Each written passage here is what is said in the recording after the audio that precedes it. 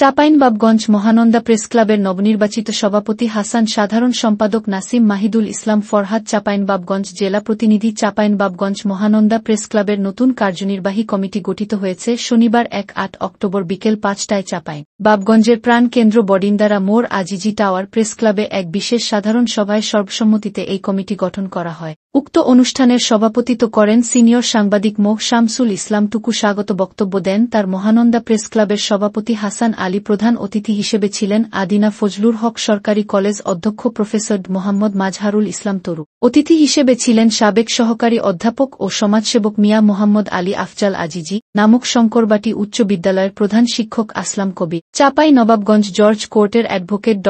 তফিকুল ইসলাম। চাঁপাইনবাবগঞ্জ মহানন্দা প্রেসক্লাবের নবগঠিত কার্যনির্বাহী কমিটির সভাপতি নির্বাচিত হয়েছেন দৈনিক আজকের সংবাদের জেলা প্রতিনিধি মো. হাসান আলী ডলার। সাধারণ সম্পাদক হয়েছেন দৈনিক চিত্র, দৈনিক এশিয়া বাণী ও মুসলিম টাইমসের জেলা প্রতিনিধি এনামুল হক নাসিম। কমিটির অন্যান্য সদস্যরা হলেন প্রেসক্লাবের সিনিয়র সহসভাপতি ও দৈনিক আজকের দর্পণ ডেইলি পোস্টের জেলা প্রতিনিধি আবদুল্লাহ আল মামুন।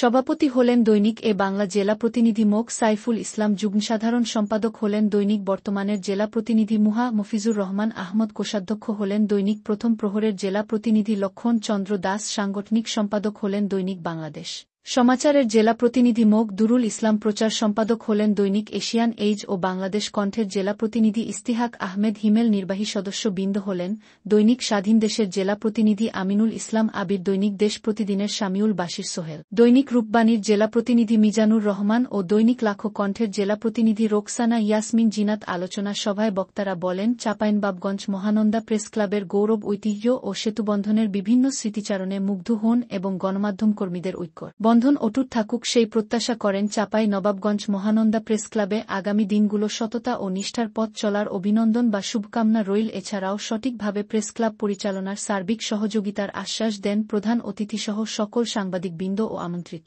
অতিথিবৃন্দ। সবশেষে দোয়া পরিচালনা করেন বায়তুন নূর জামে মসজিদের খতিব মোহাম্মদ মোস্তাকিম বিল্লাহ।